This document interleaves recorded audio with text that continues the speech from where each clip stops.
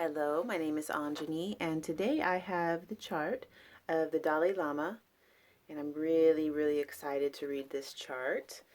So we start off by looking at the lineage. The lineage describes what the person is already a master of just by virtue of being born, and it sort of gives us an idea of a skill set that the person has just by entering this lifetime. So this chart has the Aries job in the Virgo tribe. So he has his moon over here in Virgo, and then the south node is here in the first house. So what this would say is that there is Virgo as a moon. We would say that this is the priest or the priestess. The gifts and qualities that they're master of with the Virgo moon is that of having a connection to everything that is sacred and having this sort of sense that God is in the details. So, very detail oriented and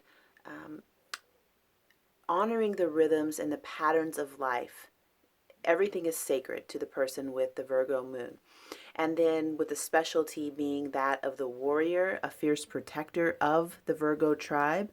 That's what we have here. And I'm going to just go over this quickly because this is really, my birthday's in a couple of days. And this is like a gift to me to be able to read this chart. So I'm going to go over it quicker than I normally would. If it were your chart, then I would take more time. So that's the lineage. Next thing we look at is the new school, or what is rising? What is this person here to learn about, to become a master of? And the rising sign, we basically have our entire life to master this area. And during that time, we make mistakes, and we can see for this chart, we call this the Libra job in the Cancer tribe because he's got Cancer rising. And the north node is over here in the seventh house, which is the energy of Libra. So the Cancer tribe, this is actually my moon position. So, my lineage, oftentimes we'll really have a resonance with people who share, one of my really good friends is Cancer rising, and I have a Cancer moon. So when we get together, there's a natural, like by osmosis, she's getting the sort of downloads of what I've mastered, and then she has a Taurus moon, and I have Taurus rising. So what I'm learning about, she's a master of. So when we hang out, it's just such a, even if we don't say anything and we just look at each other and sit with each other, it's like we just transfer information and energy. So anyway, Cancer tribe. What this would say is that the Dalai Lama is really learning how to be a good nurturer. I refer to this as the good parent, the one who is furthering his lineage, and that's what he's really doing, making sure that the language isn't lost and the tradition isn't lost. So Cancer rising wants to be a good parent, a good nurturer, wants to, and doesn't mean have to have kids, a nurturing parent of a project or a plan, or can be kids. And then, so learning that, becoming a master of that. Some of the mistakes, which if you're like me and you think about the Dalai Lama, you're like, no, you make no mistakes. Everything you do is so beautiful and perfect. I love everything about the Dalai Lama. But some of the mistakes can be nurturing too much, giving too much, holding on too long, wanting to further a project that's dead and dying, and wanting to keep it alive. That can be one of the mistakes with Cancer rising. And then, ultimately what they want to do is be able to take a seed, plant it in the earth, watch it grow, pluck the fruits, and when a plant is finished, be able to let it die and let it go and move on. And I'm talking about a plant, but it can be a child. it can be a project, whatever it is, that you're seeing it through from the beginning to the end and then being able to let it go and move on. Libra job within this tribe, because the North Node is in the 7th house, would say that he is co-creating. So within this tribe of the Cancerian nurturers, his specialty is the one that's able to listen to all points on the wheel. So if this were like the boardroom or the, let's say for the Dalai Lama, this is his monastery, which I've been to, and he's listening to everybody and taking everybody's opinions on, what should we do? Should we go here? How should we run this place? And he's listening and validating all points and able to weave it through and make it be co-creative, consciously co-creative. So now let's look at, and so the thing is, we never leave the lineage. We honor the moon position, but we want to do more things that are leading into the new school, the rising. So now let's look at, I'm going to skip the inner feminine, inner masculine portion, and which is my favorite portion reading for people, but I'm going to leave that out here. And I want to go straight to this. He's got a grand water trine. So the grand trines, a trine is basically considered an easy aspect. Energy flows easily when there's a trine on a chart. And when it hits 3 points, it says that it's going to be either all water, all earth, all fire, all air. And basically what happens with a trine is that it's an extra gift that the person has. So the Dalai Lama has the same trine that I have, which is in water. So he's anchored up here with Saturn. Saturn is at 10 degrees of Pisces, which you can see he's got a lot of stuff in Pisces. Then we have the sun anchored at 12 degrees of Cancer.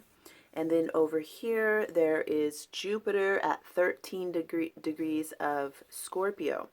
So something that my teacher had mentioned with this trine, because the first thing when she did my reading was like, oh, you have a grand water trine. That's so cool. This is an extra gift of water. And, some of the qualities, extra empathic, sensitive, the ability to reflect and be reflective for people around you. This is a good healer, good nurturer, passionate, intense, all of these things that have to do with the water realm. This is an extra gift. But the next thing she mentioned, maybe in the 3rd year of studying with her at that school, she mentioned that sometimes when people have a trine, it can actually become a hindrance because it's like if you have $1 million in the closet, but it's locked up and you're not using it, you don't know how to use it, it makes you uncomfortable for any reason, that it can actually be an anti-gift.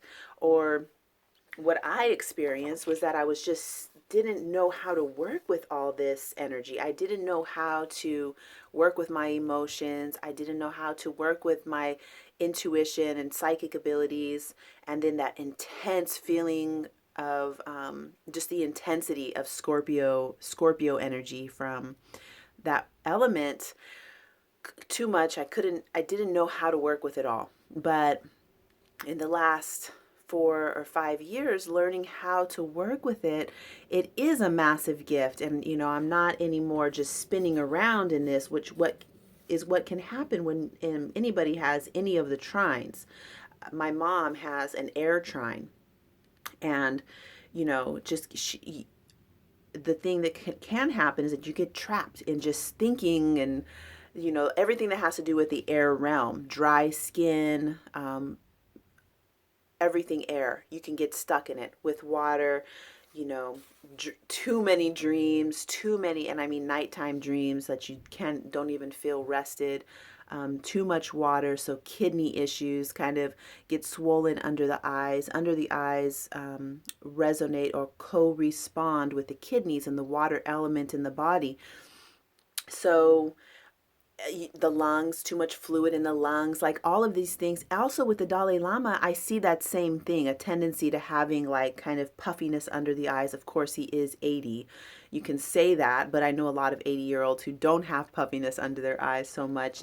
Sunken in would be the opposite of too much water. So just some things just to notice, about this astrologically, having a lot of water, and then being able to master that and become really intuitive, really empathic, universally loving. He has up here in the midheaven explains the contribution to the world. So I want to point out at this point, the inner circle here is a map of the sky the moment he was born, and then out here in the outer ring is actually March 7th, so tomorrow. And you can see that he's having lots of activations happening. So these, we have the Sun, Mercury, and Neptune going directly over his Vesta, midheaven, and Saturn. So this is he's got a major thing going on the 7th. And I'll just explain briefly what I'm talking about here. So on the midheaven, contribution to the world. This is the way he's going out and contributing. We all have a innate desire to serve humanity in some sort of way. We call this a career, but it's not always a career. Sometimes it is, after work you volunteer and do something that you're serving the world, but it makes you feel really good. So for the Dalai Lama, the midheaven is in Pisces. Midheaven in Pisces would say that whatever he's doing, it's going to be universally loving, basically helping the universe, the entire world, because on such a big level, he really is. All of us have been touched in some sort of way by the Dalai Lama's teachings and through his work. So this is like Mother Teresa, the Kuan Yin.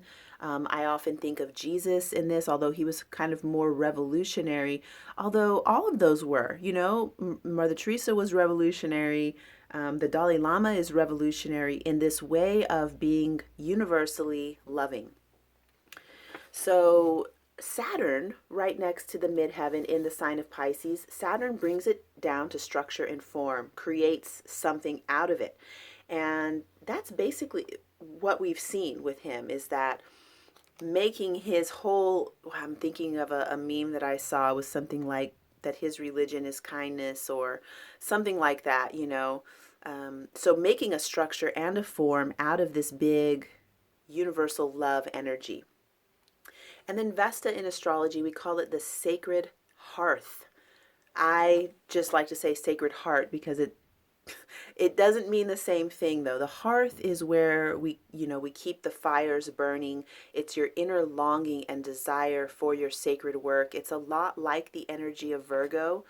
In astrology, we can count that like your sacred work, your mission in the world. And his is right up here with the midheaven and Saturn in the sign of Pisces. And he really displays that beautifully in his life. So transiting, we have the Sun at 18 degrees of Pisces, Mercury at 16 degrees Pisces, and Neptune at 11 degrees. So Mercury will move fast and the Sun even faster. So they'll be out of here by the 8th, which is my birthday. They'll be on to another section of the chart. And Neptune will be there for a little while. So this just gives an extra boost of energy to that particular portion of his chart. So for myself, I'm going to look up the Dalai Lama and find out what he's doing, see if if there's any news happening on the 7th and 8th. It'll be really interesting. So I will go ahead and stop here. I mean, these readings can go on for 90 minutes easily, and this is just going to be a 15-minute video. Thank you so much for watching. Please leave any comments, ask any questions. I really, really love interacting with you. It's half the reason why I do this, because I learn more through questions. When people ask, I get to have a chance to clarify things that, to bring it down to make more sense because my mind is very abstract. So your questions really help me a lot. Thank you so much for watching. Please subscribe to my channel, leave any comments, like the video. Thank you so much. I really look forward to connecting with you soon.